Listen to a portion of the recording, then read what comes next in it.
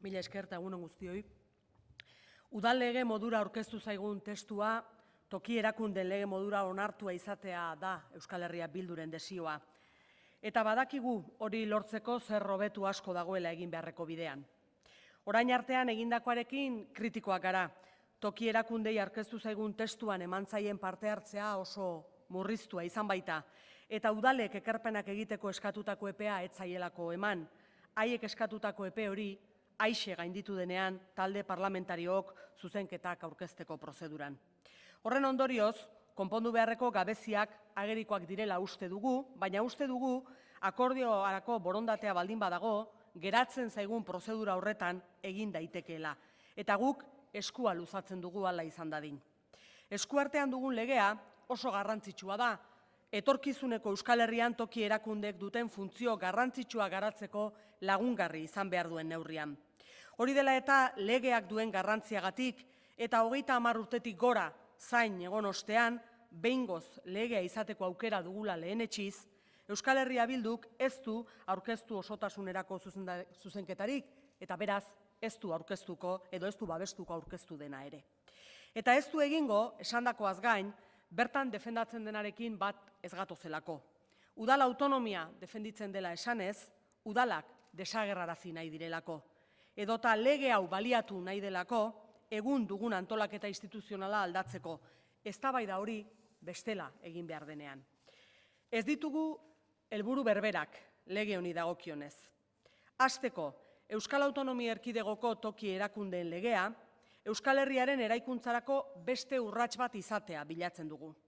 Esparru juridiko frantziar eta espainiarra ez dira Euskal Herriaren berezko esparru juridikoa.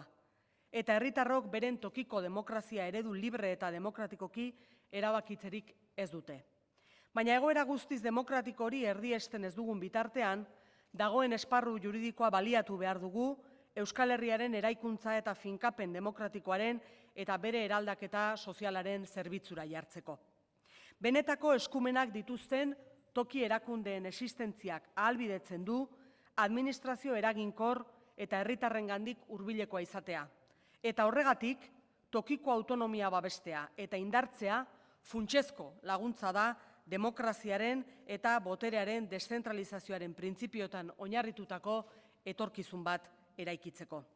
Bigarrenik, Euskal Toki Administrazioak euskalduna izan behar du.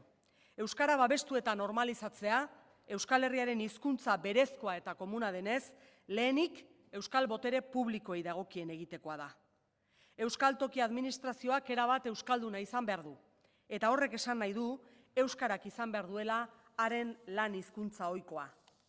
Euskarak ez du etorkizunik, baldin eta euskara jakitea, tokiko enplegu publikora sartzeko eskakizun formal hutsa besterik ez baldin bada. Tokiko administrazioak eredu eta jarraibide izan behar du euskara erabat berroneratzeko. Eta horrek eskatzen du administrazioiek argi eta garbi egin behar dutela apostu, beren funtzionamentua gero eta gehiago euskalduntzen joatearen alde. Hirugarrenik, tokiko autonomiaren aldeko apostu sendoa egiten dugu. Subsidiariotasun printzipioa eta finantza nahikotasuna. Iritsi da unea tokiko autonomiaren eta demokrazia parte hartzailearen printzipioa gauzatzeko. Gobernu ekintza herritarrengana hurbiltzea berebiziko beharrizan politikoa da. Herritarren parte hartzeko eskubidea benetakoa eta eraginkorra izan dadin.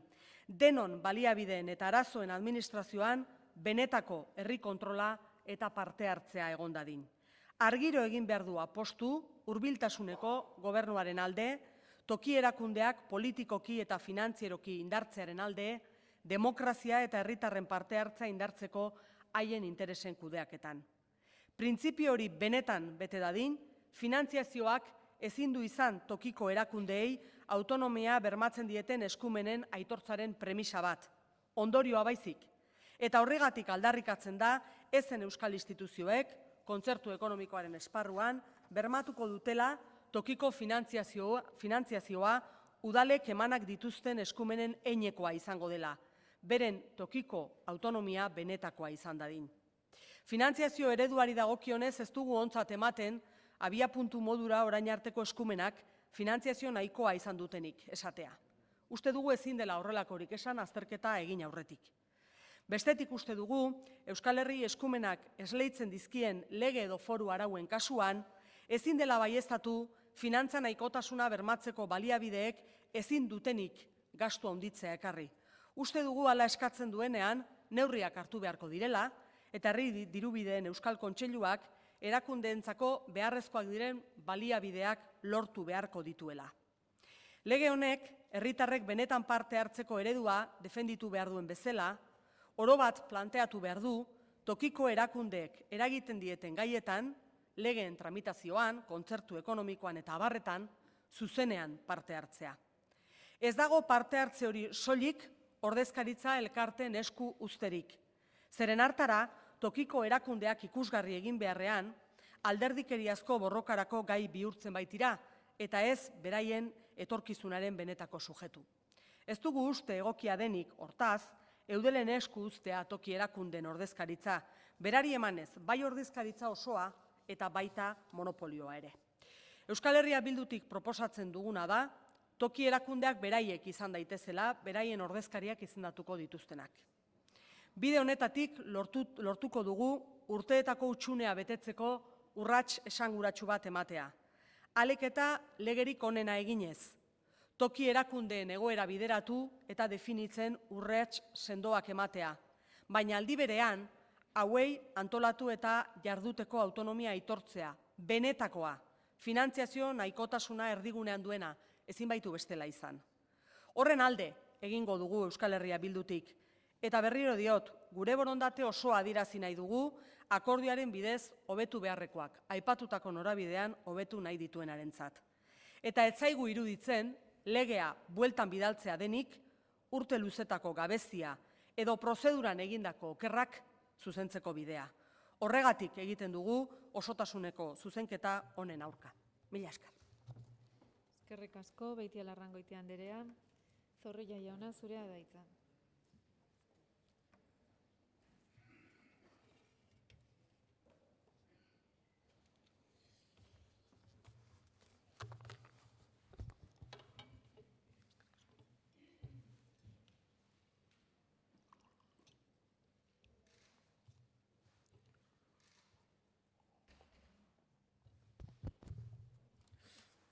Bai, eskerrik asko, presidente andrea.